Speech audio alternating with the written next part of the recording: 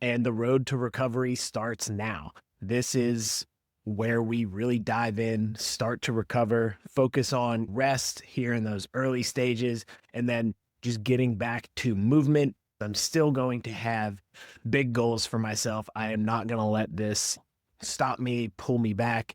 I'm going to do everything I can to try to get back to a level higher than I was when this happened, to better myself, to be a better person, a better partner, a better coach, a better business owner. If I told you that an hour of strength training could actually burn more calories over time than an hour of cardio, would you believe it?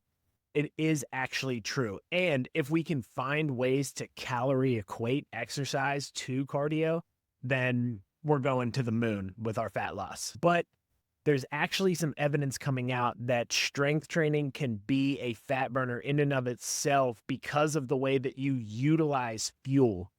That is how fat is broken down and expelled from the body. So having that longer effect leads to a higher calorie burn over time, even if the calories burnt in the exercise aren't equated. We need the strength for our body and our longevity and our movement, mobility. We need the cardio for our heart health and just to be able to have the endurance to live through life. But I do want to talk about this because I think a lot of people just think, oh, if I build more muscle, I'll burn more calories, but I don't really care about building muscle, so why should I strength train? You're not just lifting weights to get jacked. You're lifting weights to change your body composition. You're lifting weights to lose fat. If we can increase our caloric burn in any way to help us be able to consume more food or lose weight at a better rate, have a better body composition, these are all great things. Having more muscle and having a better body composition will give you more energy and actually make your body move more. You will in turn move more. I know this is said over and over again, but I just feel like it has to be again.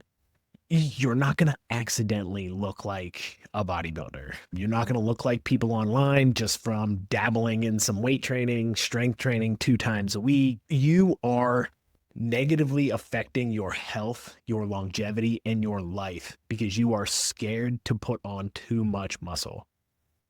Best recommendations from me personally, I think 3 times a week strength training. If you can get 2, that's great. But I think 3 is ideal. And you'll make your body this fat burning engine that utilizes fat for fuel, builds muscle, increases your metabolism, helps your hormones out. It's really exciting that we're starting to think about strength training as a fat loss tool and not just an aesthetics or performance tool.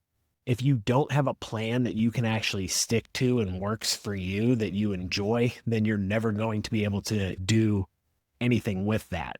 I'm telling you, if you guys want to be 80-20, your 80 has to be 110%. Like, you got to be crushing that 80% to make the 20. Guys, I hate meal prepping. I don't meal prep.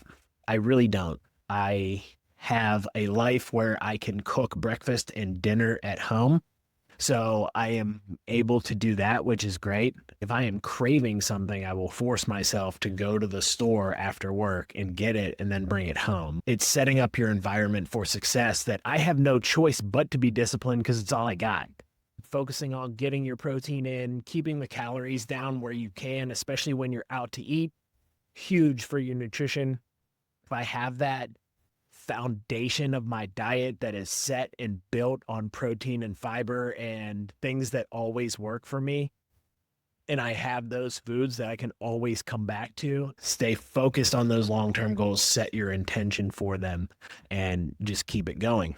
Even if my motivation personally for fitness is not there, that doesn't kill my motivation for coaching.